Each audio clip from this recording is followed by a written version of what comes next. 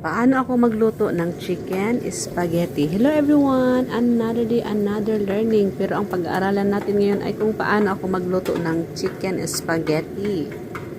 Una, painitin natin ang kawali. Naglagay ako dyan ng butter. Pagkatapos ng butter, nilagay ko una yung sibuyas. Kapag ako'y nagigisa guys, inuuna ko yung sibuyas talaga. Pagkatapos, lagyan natin ng bawang. Kapag umaamoy na yung sibuyas, pwede na natin ilagay ang bawang. Kapag nasuti na ang sibuyas at bawang, ilagay na natin ang chicken. Chicken breast ang ginamit ko dyan guys. Minsan, minamarinate ko yan. Minsan naman hindi. For today's video, hindi siya nakamarinate. So, nilagay na natin yung chicken.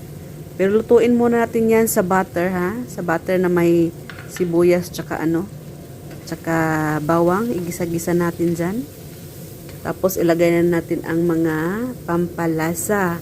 Asin, paminta, paprika powder, turmeric powder, cumin powder, asin. Ano, sabi ko na yung asin. Ano pa ba? Coriander powder, tsaka nilagyan ko yan ng meat seasoning. Meat seasoning yung ginamit ko, hindi chicken seasoning. Tapos ayan, nagpakulon tayo ng tubig.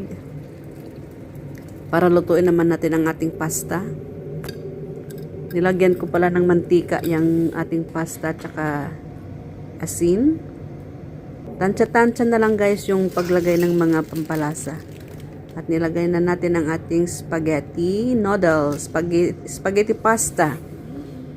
Pinapakuluan ko yan guys ng 15 minutes. Sa 15 minutes hindi siya masyadong malambot, hindi naman siya matigas. Yung sakto lang talaga ang luto niya. Tapos, i-drain natin. I-drain natin ang ating spaghetti pasta.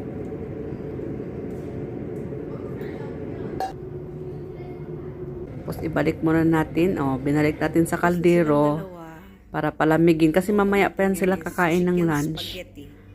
So, ito yung spaghetti. Ito yung chicken. Ayan ang ating chicken spaghetti. Paghahaluin na lang yun pagkakain na. Ayan, maraming sauce yung chicken guys. Now it's time na to mix. Kay kakain na sila. Initin natin yung ating mga niluto.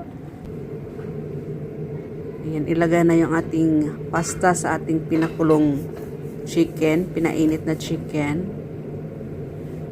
Tapos pag minix-mix mo na guys, pwede mo nang pahinaan mo yung apoy o kaya patayin mo na. Basta mainit na lang siya. Kasi pag hinayaan mo na ganyan, yung tubig, yung parang sauce niya, sisip-sipin ng noodles. Kaya imbis na hindi siya hindi masaucy yung chicken spaghetti. Kaya patayin yung apoy o kaya pahinaan.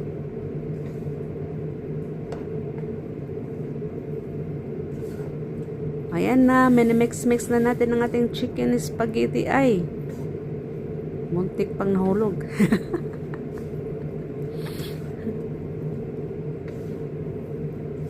O, mix lang, ganyan lang, mix lang. O, tansya mo nang mainit na, ayan. Patayin mo yung apoy. Ito na ang ating chicken spaghetti. O, masarap yan guys. Nilagyan ko pala ng konting tuyo ha. Ready to serve na ang ating chicken spaghetti. Follow for more learnings.